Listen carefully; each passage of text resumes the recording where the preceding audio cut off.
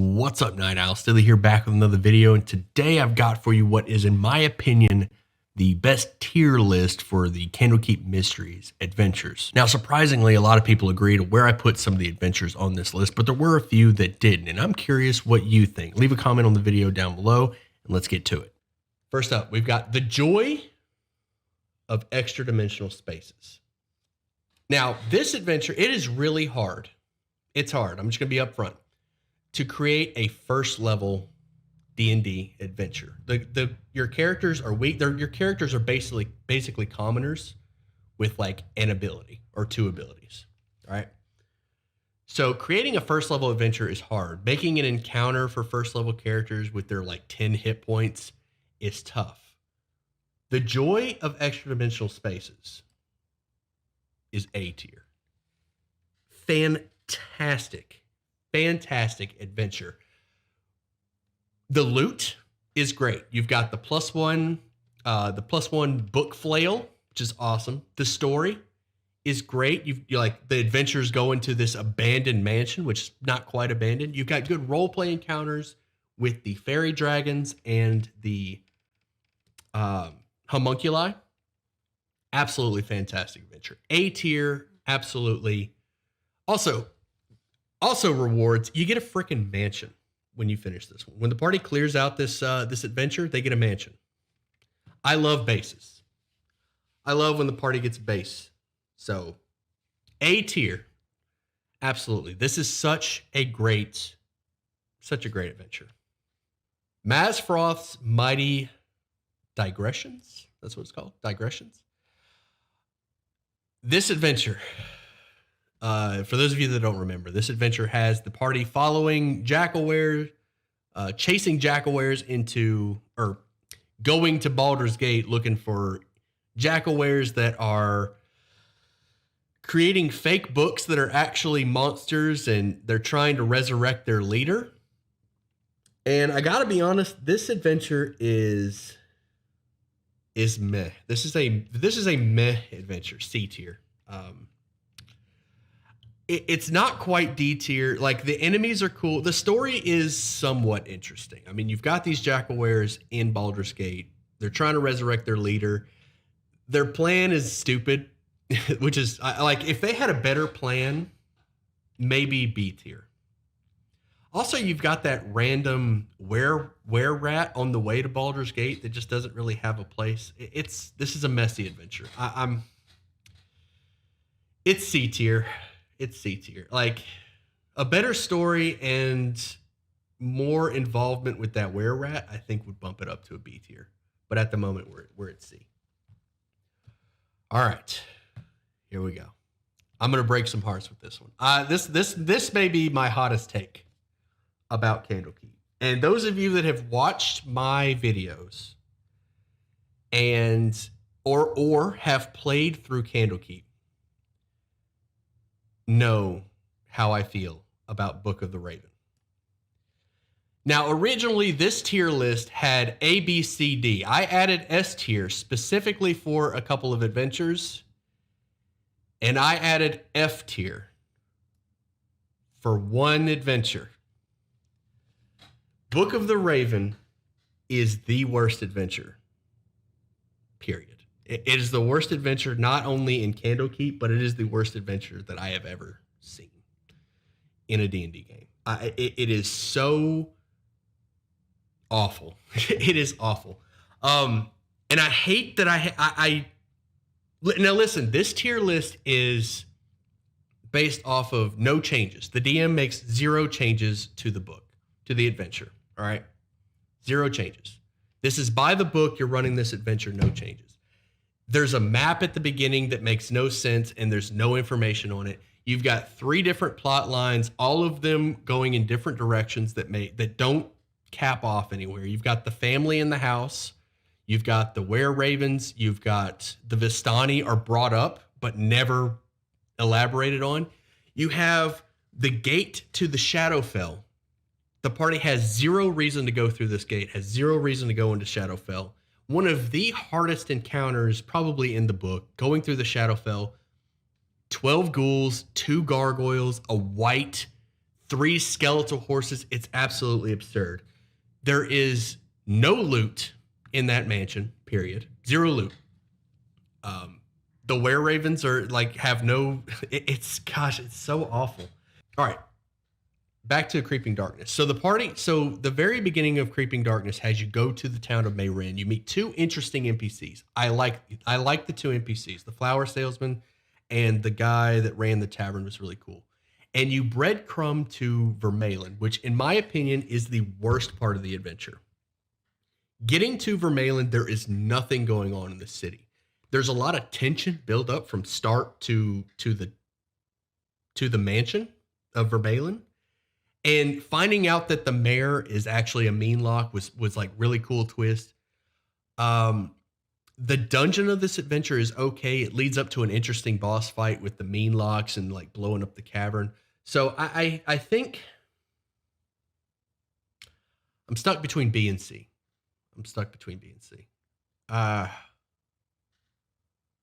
It's C seems really harsh. You think B? All right, all of you are saying B. Got a lot of B's. All right, let me think. Those characters are interesting. The story, it's got a cool twist. The dungeon's okay. I just really didn't like the town. The cave environment, the Feywild portal. That twist with the mayor. All right, you've convinced me. Low B, a low B. All right, we'll go with low B. A low B, a B. This is a runnable adventure. Let's fill up B and decide again. All right, yeah, we'll revisit that one. All right, we'll look at B. I want to see. All right, let's see where the other adventures are, and then we'll revisit. All right, Shimshime's bedtime rhyme. What a unique adventure! Wow. The core, I feel like the foundation for this adventure is coming up with an interesting song. For if you can get a song stuck in your party's head throughout this adventure, that is like key. That's such a unique mechanic. I also love the idea that Candlekeep is in trouble. It's under the effects of a curse, and they start quarantining people of the curse, and you end up in the Firefly cellar. That is really cool. All right. So just so you guys are in my head right now, A or B. My problem with Shimshines is, what is my problem with Shimshines? Man, all right. So we're gonna go with A. The NPCs are really cool. I like the little kid and the dad. I like the tabaxi. I like the build up. I think Shimshines may be an A. I think this is an A tier adventure. The part of the adventure where the party starts fighting each other, you actually have like a PvP combat. I think we're going to go with A. The boss fight was okay with Shimshine. Yeah. I don't have a whole lot of complaints about this adventure. The Battle Royale is excellent too. It is. Yeah, I think we're looking at an A tier. All right. Here it is. I hate PvP though. It's short. It's not for, I agree. PvP is not for everyone. There's some good role play in here too. Like this just is like a complete package. Man, Shimshine's almost S tier. It's a really good story, really good plot points.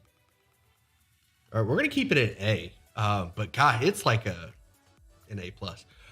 All right, here we go. The Price of Beauty. Price of Beauty is S tier. Listen, this is one of the best adventures in this entire book. I was blown away by this adventure. Let me tell you. This adventure is a spa day. The party goes and visits a spa. You have interesting characters. Like the idea of the party taking a vacation was like so lost on me. Like having an entire game session that acts as a vacation is so lost on me. And then of course it's a D&D game, so there's got to be like some kind of conflict. So you got the hags that are running the spa, and it was just, this was an amazing adventure. You got the Medusa. The spa was definitely S. Like I'm glad you guys agree. Like this adventure was on another level. This is a must run. If you've got a 5th level party and you're stuck for an adventure, this is a must. An absolute must run. Mark Holmes is a genius. Yes, he is. Yeah, this is a Mark Holmes adventure, by the way. And he he nailed it. Book of Cylinders, the Gripply Village. Now, I made a lot of changes right away to this adventure. The crabs were just a weak encounter. Adding the giant crab made that a decent, interesting encounter. I love saving the Gripply eggs and having that side mission with a reward. Like if you complete the side quest, you get a reward. I loved that. The reason it is C tier. For one, the story is a bit convoluted. It's short. And there's a lot of drama around. Like if it wasn't for the drama, I would put it B tier. But we're going to go with C. Like there was a lot of drama around this adventure. If you guys don't know, the author had a falling out with wizards. If it wasn't for the drama around this one, I would want to put it at least B tier. There's also that really cool sword at the end of it that does like a D10. If you run this adventure, be aware that this sword at the end of this adventure if that gets in the hands of a fighter, you're going to feel it every single combat doing that extra D10. Oh, it hurts. It hurts. That sword hurts. Sarah Yellowcrest Manor, you meet the ghost. You go to Waterdeep. And then you go to the basement. All right, so here's my problem. Here's my problem with Yellowcrest Manor. The first thing that I think of when I hear Sarah of Yellowcrest Manor is that the stuns. Almost every single creature, every single enemy in this entire adventure stuns. You've got you've got the cultist with hold person. You've got the Grell that will grab onto you and stun. Being stunned isn't fun. Not being able to play the game is not fun. And if it wasn't for that, this would be an A tier. This is a really good adventure. I like stopping the cultists. It's kind of a classic. The fights are really challenging. You know, granted, you can't play the game. But that's why I've got this B tier. Like this would be an A tier adventure if it wasn't for all the stun locking and the Cone of Cold. I like the Cone of Cold. That's just a ton of damage. I actually had a necromancer in one of my parties that had like a ton of undead just storm into the thing and they got Cone of Cold. Lost like 3/4 of his of his army. Lore of LaRue, a Feywild adventure. I don't know. The only thing that I didn't like about this adventure was how railroady it was, how on the rails it was. Like the party literally couldn't leave, like couldn't veer off. The book even tells you like there's an invisible barrier stopping you. And if it wasn't for that, this would be S tier. This is such a great adventure. You go into the Feywild. There's that corrupted unicorn, beautiful artwork. You've got the talking tree, the satyrs at the beginning, the were creatures. There's like this really good story. The time travel. This is so close to an S tier adventure.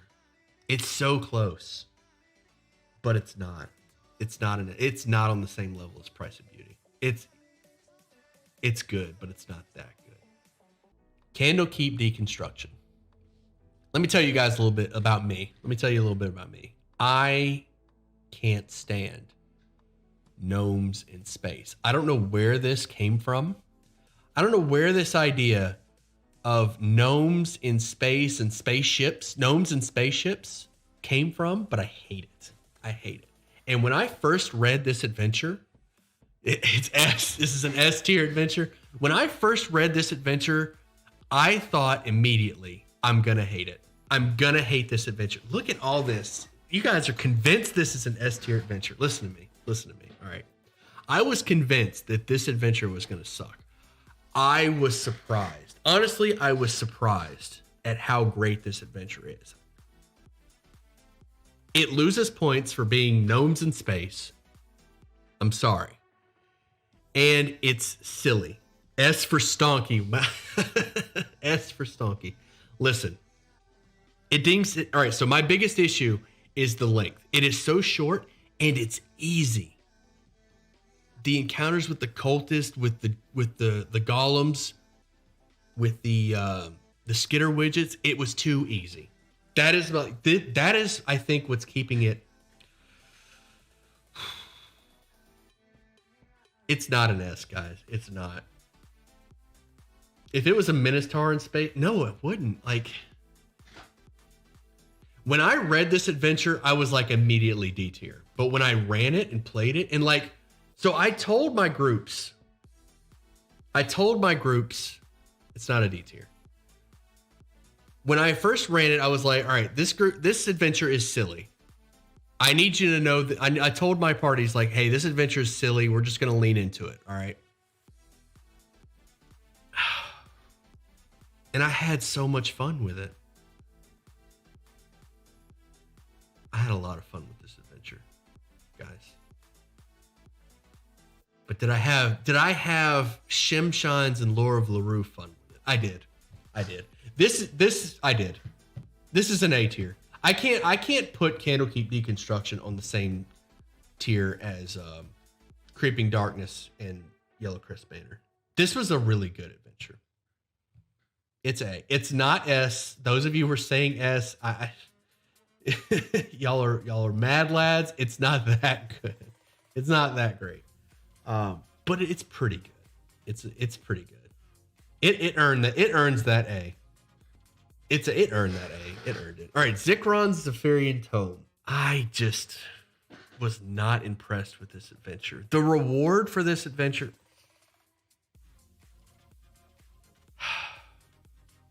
I think this is a C tier. It's not so bad that it's a D. I think this is a C tier adventure. You get, like, you've got the genie in the book, and he offers you a wish spell for completing the quest. That's awesome. It's only one wish, so the party is going to argue about it. Oh, wait. This is the one with the dragon? With the coral helm? Oh, my gosh. This is the one with the dragon. With the bronze dragon in the cave. Ooh. The dragon. All right, the dragon carries this adventure, truly. The dungeon was not that great. The Frost Giant Castle, the ruined Frost Giant Castle, or no, Storm Giant. The ruined Storm Giant Castle. Yeah, he wanted Storm Giants to create the floating layer.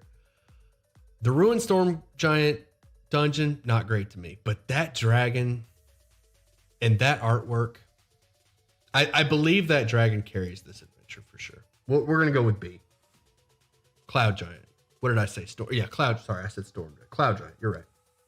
That dragon. The dragon bumps it from C to B to me. 100%. The Curious Tale of Wisteria Veil. Is it A or S tier? Wisteria Veil.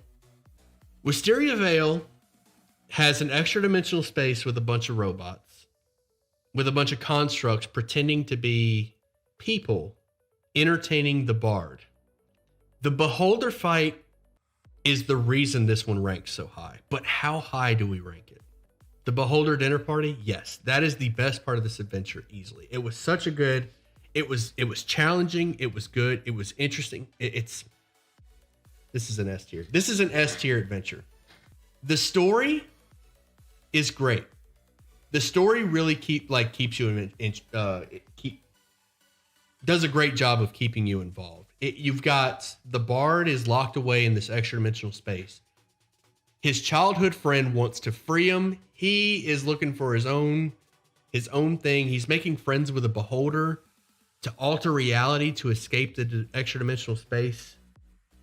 The paintings, it's just, man, that story is so good, and that beholder fight is so great. This is an S tier adventure. A seems harsh. It was a damn good one. Like, is it that good though? Like, is it Price of Beauty good? I think so. I think this adventure outclasses these four. A beholder at this level, what was it, 11th? 16, 15, 14, 13, 12, 11. Yeah, 11th level. This is a good adventure. The dungeon is great. You got a mansion to explore. Yeah, that's an S tier. I can't, what is wrong with this? What is bad about this adventure? The length, I guess. Like, it's possible to skip through, but that's a good thing. I think that's a good thing. Oh, the Book of Inner Alchemy. You guys already know. You guys already know. If you watch the video, if you watch the stream, if you played the adventure, you already know. S tier, get out. Get out of here. You're trolling me. To Louis, you're trolling me. This is a D tier. This is a D tier adventure. Solid A. I cannot believe. S tier, A tier. I can't believe you people. F. This is a D tier adventure. Hear me out.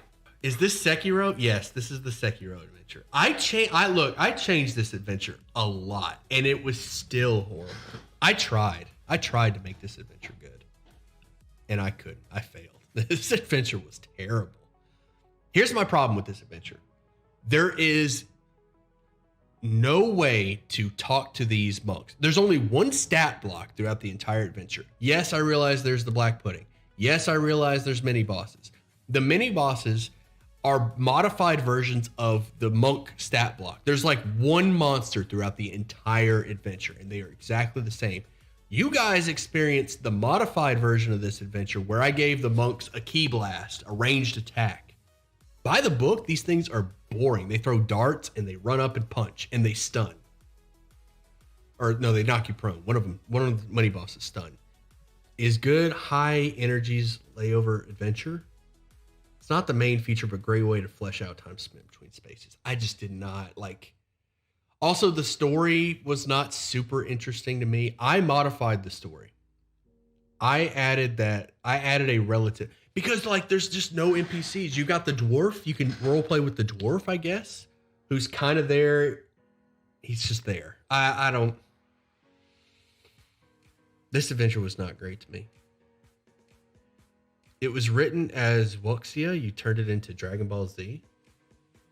I gave the monks a ranged attack. The Sun Soul monks have a range. They have a key blast. All right. I didn't turn it into DBZ. Dragon Ball Z at least has some like interesting characters that talk to each other. This one does not. This is like, you've come to my temple, time to fight. This is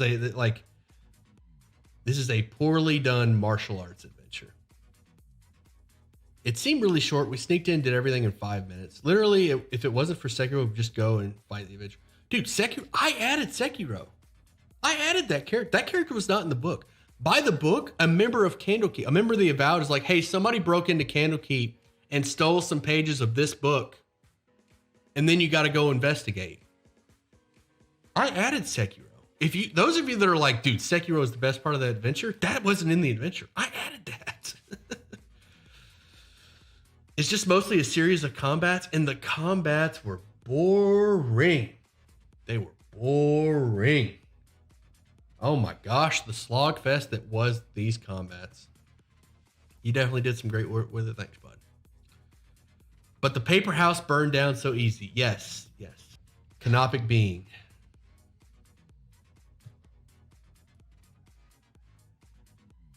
What a terrible adventure. Oh, gosh. Guys, those canopic golems were horrible.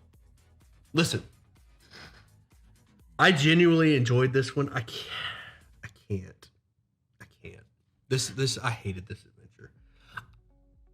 Fighting a mummy lord on its own is just not good. That was, all right, so this is the one where you went to the divination building and there was a mummy lord. The story of this adventure was awful. Like, the story. Explain to me how that character at the entrance of the dungeon didn't know that the boss was a mummy lord. Explain that to me. I don't understand. The story of this adventure was terrible. The fights in this adventure were terrible. The F tier. Ash is like F tier. Ash hated this one too. Push it back to C. I can't. Canopic Golem is one of the worst adventures in this book. The dungeon was awful. It was massive and it was empty. The fights were awful. The Canopic Golems had 1,000,000 health and they were immune to spells. If you were playing a spellcaster in this adventure, you were shooting a crossbow at those Canopic Golems. It was terrible. It was so sloggy. And then you've got the boss. By the book, you fight a mummy lord by itself. Let me let you guys in on a little secret about a mummy lord. They are vulnerable to fire, and they have 90 hit points. All right, against a 13th level party, 16, 15, 14, 13. Yeah, 13th level party. That's right, because 14th, a mummy lord could get enslaved by a necromancer. A 13th level party. A fireball on average at 3rd level does around 30 damage, 28 to 32 damage on average. That's just from anecdotal experience. Seeing a fireball go off does about 30 damage. That's 60 damage to a mummy lord. 60. It has 30 hit points left. A rogue sneak attack and it's toast. A fireball and a rogue sneak attack and the mummy lord is toast. A mummy lord should not be fought on its own. It shouldn't. It is so easy to kill. And there's just no hope. There's no hope for it. Necromancers can control them. So the thing about Canop, if this adventure was level 14th, I would put it F tier. I would put this adventure F tier. I hated the dungeon. I hated the combats. I hated the story. All right. What would you add to make the fight harder to a mummy lord? So what I did for this adventure is I put the canopic golems in the fight with the mummy lord. Fireballs average about 28 damage. Is that the average? Okay, I was close. Most of the fireballs that I've seen do about 30 damage. Do about 30. 28 to 32 is what I said. Buff that mummy. It needs minions. But here's the problem. If you add the canopic golems, the fight is sloggy. Oh gosh, you want to make this adventure good, run a different adventure. Run one of these. Just don't. This is a D tier adventure. Don't touch it. Just don't. Scrivener's Tale. Here we go. Where do we put Scriveners? Just to let you guys know, it's A or B. Having the Unseelie Court fighting, like getting between the Unseelie Court and that Archfey. Fighting in Archfey is really cool. This was the glass creatures, right? Yes. This is the Archfey with the like shards of glass fireball. And then there's the mummies and the stone golem. I like the framing and overarching creature. The combats in this adventure were great. Solid A wouldn't go higher. You're saying A? See, I was thinking A or B. Definitely not an S tier. B tier. See, we've got some Bs, we've got some As. The combats were great. The dungeon was okay. Not super rememberable. The story, you get branded by an Archfey and you gotta like release her and then you fight her. B tier. It's B. I'm okay with B. It's not. A seems pretty generous. The Shadow Ball attack with no friendly fire was a bit cheap. It's B tier. Gosh, that was a really good boss fight. It is a very good boss fight.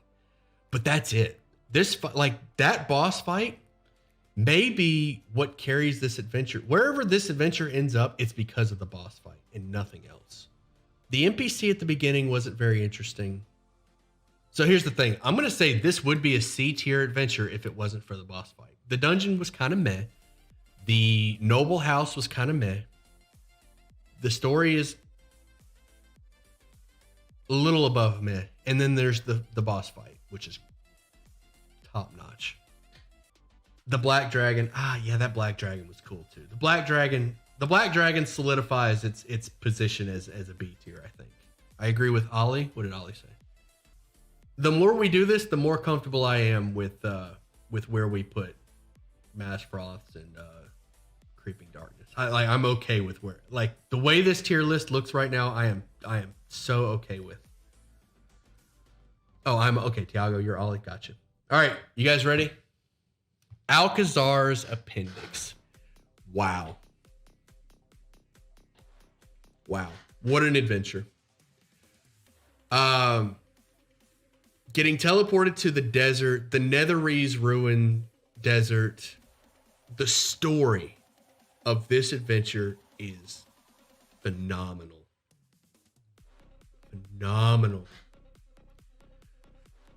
The Dracolich that's waiting an eternity for the bubble to fall. The Nether Scroll.